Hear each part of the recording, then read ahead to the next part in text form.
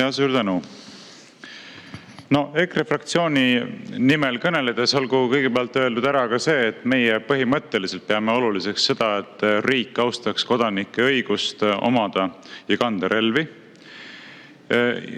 Eriti keerulises julgeolekuolukorras on see oluline ka totaalkaitse kontseptsioonist lähtuvalt. Ja sellest tulenevalt me ka tervitame seda eelnõud selles mõttes, mis puutub üldisesse suundumusse. Üldiselt on eelnõu õigesuunaline, kuigi mõningad küsimused on siin õhku jäänud ka tänase arutelu käigus, mis puudutab näiteks seda nõuet, et ka ühe relva omamisel peab kodus omama relvakappi. Meie hinnangul ei ole see põhjendatud. Ja samuti siis see padrunikestade käsitlemine laskemoonana on küsimus, mis tuleks üle vaadata, et ei juhtuks kuidagi niimoodi, et edaspidi peab ka tühja padrunikeste hakkama kapis hoidma. Kui sa seda ei tee, võid siis saada karistada ja kaotada isegi relvaloa. See oleks täielik absurd ja ma usun, et minister ka nõustub sellega, nagu tema kommentaaridest võib järeldada.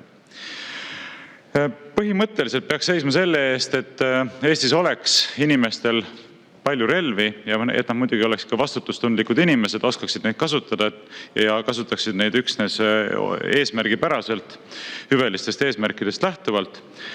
Ja sellest tulenevalt tahaks loota, et ka see sügisene terviktekst, mida ette valmistatakse uus relvaseaduse terviktekst, saab siis lähtuma sellest samast eesmärgist ning et sealt ka halbu üllatusi ei tule. Aga ma toon teile ühtlasi ühe näite. Härrad, ma natuke häirib, kui te räägite ka vahele. Toon teile ühe näite sellistest regulatsioonidest, mis tegelikult piiravad relva kandmise õigust ka nende inimeste puhul, kellele tegelikult on riik ju andnud selleks õiguse. Ja see seondub nüüd eelnõuga küll kaudselt, aga ma arvan, et see diskussioon on siinkohal asjakohane või sellele probleemile osutamine on siin asjakohane. Mäletate, head kolleegid, kui 11. märtsil me saime sellise meeldetuletuse või kirja istungiosakonna juhatajalt, kes siis juhtis tähelepanu sellele, et juba 2016. aastal on Riigikogu juhatus võtnud vastu otsuse number 66, milles on sätestatud punkt keelatud objektid. Lossi on keelatud siseneda punkt 6.1 relvaga. Ehk siis teisisõnu meie tähelepanu juhiti sellele, et kõik, kes me siis tuleme parlamenti tööle, parlamendisaadikutena, ei tohiks siia kaasa tuua relva. Ja mina omalt poolt juhtisin tähelepanu sellele, et ma ei ole kindel, et selline piirang, mille Riigikogu juhatus on siis kehtestanud, mitte praegune juhatus, vaid juba 10 aastat tagasi, on üleüldse seaduspärane.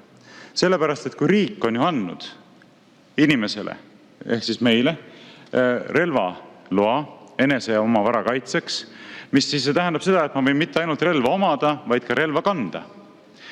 Mis nüüd omakorda tähendab seda, et kui ma tulen näiteks parlamenti tööle, või kui ma lahkun parlamendist töölt ja lähen koju, siis teekonnal siia ja teekonnal siit koju mul peab ju olema võimalus kasutada oma seadusega kooskõlas saadud õigust kanda relva. Nüüd, kui Riigikogu juhatus kehtestab sellise piirangu, et siia lossi relvaga tulla ei tohi, siis ju võetakse mult ära kõikidel tööpäevadel, kus ma pean parlamendis käima, õigus teostada oma relvaga enesekaitset relva kandes. Ja võib-olla Tallinnas elavad inimesed ütlevad, no mis seal ikka, et tuled tööle, eks ole, jätad relva koju, pärast lähed koju, võtad relva, ei ole ju nii hull. Aga ka Tallinnas käiv inimene peab kodunt jõudma parlamenti ja parlamendist uuesti koju, aga need inimesed, kes elavad kaugemal, nagu näiteks mina ise või kolleeg Rene Kokk, me oleme Raplamaal, siis põhimõtteliselt, kui ma ka pärast tööd tahan midagi teha, linnas toimetada, kusagil käia, siis mul ei olegi võimalik üldse relva kanda kõikidel päevadel, kui ma parlamendis käin, sest ma ei tohi seda lossi tuua ja teatavasti ma ei tohi seda ka autosse jätta.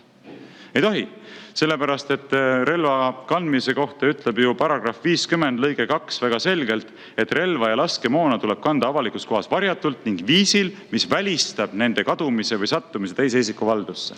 Järelikult ma ei tohi seda autosse jätta, sest see ei välista selle kadumist või sattumist teise isiku valdusse, kui mu autosse näiteks sisse murtakse.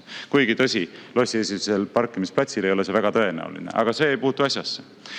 Nii et see on lihtsalt üks sellistest näidetest, mis osutavad, et me peaksime kogu selle komplekti neid küsimusi üle vaatama ja igal tasandil soosima sellist regulatsiooni, mis tegelikult võimaldab inimestel reaalselt relva omada, relva kanda, olla relvastatud kodanik, mis on vaba kodaniku sümbol, nagu minister õigesti osutas. Ja vabadeks kodanikeks peaksime muidugi jääma ka parlamendihoones viibides, mitte lihtsalt väljaspool parlamendihoonet.